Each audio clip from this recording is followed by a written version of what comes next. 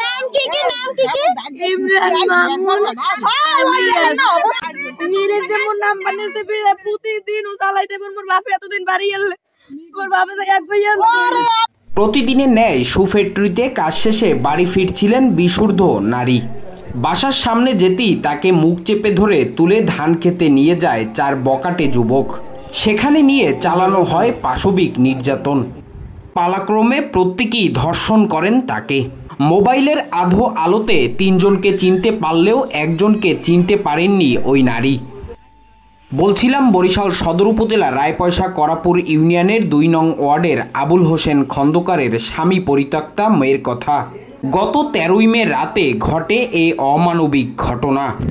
ওর মুখ একজনে গামছা দিয়ে বাইন্দা ধরছে, আর একজনে আর চাইপা চোখ চাইপা ধরছে, চাইপা ধরে নিয়ে মাঝ রাস্তা লয়ে গেছে। আর বোরকা উঠাইয়া পরে সমস্ত মুখ টুক বাঁধছে, বাইন্দা ওর গলার উপরে হাঁটু দিয়া চাইপা ধরছে যেন কোনো শব্দ করতে না পারে।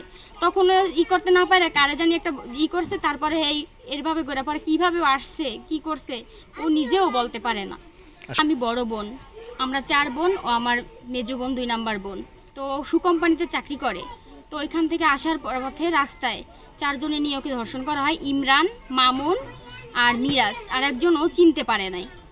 ওকে ধর্ষণ করা হয়। আজকে আমি হসপিটালে গেছি, দেখে আসছি যে ওর শরীরের ভিতরে এত স্পট, মানে আমার আম্মুরে দেখাইতে পারে না। আমি আজকে গেছি পরে আমার জড়াই ধরে কান্না করে বলে, আপু তুমি আমার স্পটগুলো দেখো শরীরের ভিতরে, আমি কেউ দেখাইতে পারি নাই। মানে এমনভাবে আমি ওর স্পটগুলো শরীরের দেখছি, এমন এমন জায়গায়, খুবই খারাপ। তো আমি চাই যে কোনো মায়ের সন্তান, কোনো বাবার সন্তান যেন এইরকম ভাবে আর ধর্ষিত না হয়, এটার আমি উপযুক্ত বিচার চাই। আমার বোন শেরেবাংলা মেডিকেলে ভর্তি আছে এখনো, ও খুবই অসুস্থ। এটা ও রাস্তা থেকে আসার পর ধান খেতে নিয়ে গেছে, 2-4 জনে মিলে এরকম মুখ টুক বাইন্দা টান্দা জায়গায় ওরা নিয়ে গেছে ধান খেতের এখানে। পরে ছালাই বেলায় যখন ও খুলতে পারছে, মুখটা কোনোভাবে একটু করতে পারছে, তখন ওদের ফেস দেখতে পারছে যে এরকম ওদের ফেস। তখন 3 জনটা চিনতে পারছে, আর একজনের গামছা দিয়ে মুখ বান্ধা, ওরা চিনতে পারে নাই। বলছে আমি চিনতে পারি নাই। তো 3 জনের নামও শনাক্ত করছে, ইমরান, মামুন আর মিরাজ। 13 তারিখ রাত্রে আমার মেয়ে রাত 10টার সময় বাড়ি আসতে লাগছে। সু কোম্পানি থেকে আসার সময় রাত 10টার সময় আমাদের ওইখানে নামছে পরে ও মোবাইলের লাইট জ্বালিয়ে আসতে লাগছে। আসার সময় অর্ধেক মাঝ রাস্তা আসছে, তখন 4টি ছেলে 2জন মুখ চেপে ধরছে, আর একটা করছে চোখ বান্ধে লইছে, 2 জনের জায়গায় লইয়ে গেছে। কোথায় নিছে? নিচে পাশে ধান খেতে নিয়ে এরপর যা তার আমি বলতে পারবো না। পরে আমার 4 জনে যা করার করিয়ে এরপর ওরে মারার পর আমার মাইয়া অনেক অনুরোধ করছে যে আমার বাচ্চার বাপও নাই, আমি মা আমারে তোরা মারিস নি, আমার জানটা বিক্ষে দিয়ে যা। বহুত অনুরোধ করছে। ওরা ছুরি বেড়ে ধরছে। এই সময় আমার মায় কেমনে ওনা মনে কিছু গায়ে নাই, কেমনে মায় যে আইছে আমি জানি না।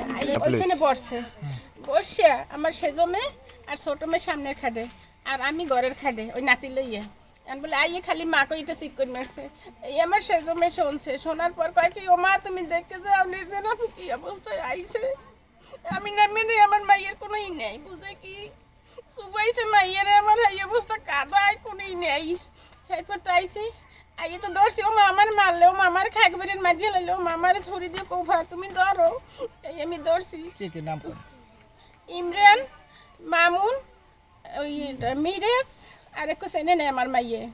পরে আমি মাইয়ের থুইয়ে ওই বাসুর পোলা আছে হেরা ডাক দিছি, কাইয়ম তুই দেখকে যে আমার মাঝে মেয়ের খুন করে হেলাইছে খাইকবেরেরা। এই হেরা সব পড়ছে পর আমি মাইয়ে থুইয়ে রাস্তায় দৌড়ে গেছি যে আমার দেখি কেউ পাইনি। এরপর কেউ পাইনি, যাই ওই যে সাথে আইসে আমাকে ওই হালিমের বলে, ও হালিম তুই দেখকে যা আমার মায়ের মাঝে মেয়ে তো খুন করিয়ে হেলাইছে, নির্জনারে তোকে বাড়ির মানে খুন করিয়ে হেলাইছে। এই বিরছে এরপর আমি এদিকে আইসি, আইয়ে খাইগো বাড়ি গেছি, এই যেখানে যাকে পোলা পান সেই বেরিয়ে লোক ডাক দিছি। এর মধ্যে আমার ওই বাসুর পোলাও বাইরেছে, হে আর লই বেরি। এরপর তো হেগো কইছি পর সব আইছে। আওয়ার পর তো ঘটনাস্থলে সবাই সব দেখছে। এরপর আমার বলার এখানে যত লোক ছিল, এরপর কোনো সাক্ষী প্রমাণ আমার প্রয়োজন না।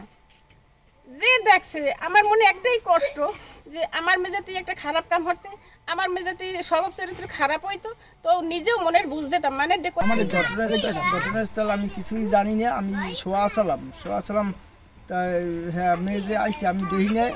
তারপর যে আমার সহায়গুণ এই আমার বার বউ এই আমার বাইককে উঠেছে যাইয়ে চিকুন মেরছে আমার দরজার সামনে যে হালিম হালিম তোরা কই ঘুমাও আমার মেয়ে আনতে যাইতে লেছে এই সময় 4টে ছেলে এই সময় খুব মাইয়ের পর টর্চারিং করছে ই কইছে আমি কিডা খুব মারধর করছে খুব খারাপ কাজ করছে তাই আমি তার আবার কিডা নাম জানেন হয় জানি তো বাড়ির পোলাফানের তখন আমি কইতে হলে আমার বাড়ির পোলাফান তো হলে লন আমিও আমার ঘরের সামনে দাঁড়াই রয়েছি এরপর হেরা গেছে যাওয়ার পর তো দেখি এরপর মাইয়ের অবস্থা খুবই খারাপ পর যারা করছে হেরা আবার যাইয়া হেরা আবার ঘরে হেগো আবার বোট ধরে আবার যে 2জন শোয়া আর 2জন আবার পল না শোয়ার পর এরপর যাইয়া হেরা গো আবার আমাকে বাড়ির অন্য আবার লোকজন আসলো হেরা আবার ডাকিয়ে যাই তোরা নাকি বলে এই কাজ করছো তখন হেরা আবার নাসিকের যায় কারণ আমরা এই কাজ করতেই যাই না তাহলে যখন করো না ঠিক আছে তাই মেয়ের দ্বারে লও হেরা আবার মেয়ের দ্বারে বাপ মা গার্জিয়ান সহকারে আইছে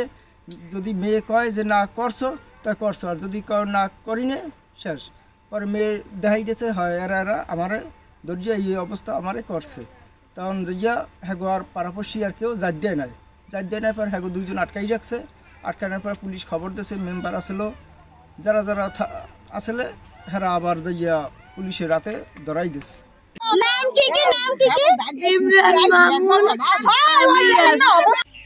ঘটনার দিন রাতে বরিশাল মেট্রোপলিটন এয়ারপোর্ট থানায় মামলা হলে অভিযুক্ত মিরাজ ও মামুনকে গ্রেপ্তার করেন পুলিশ এবং পালিয়ে যান ইমরান খান সহ বাকি 2 অভিযুক্ত যুবক।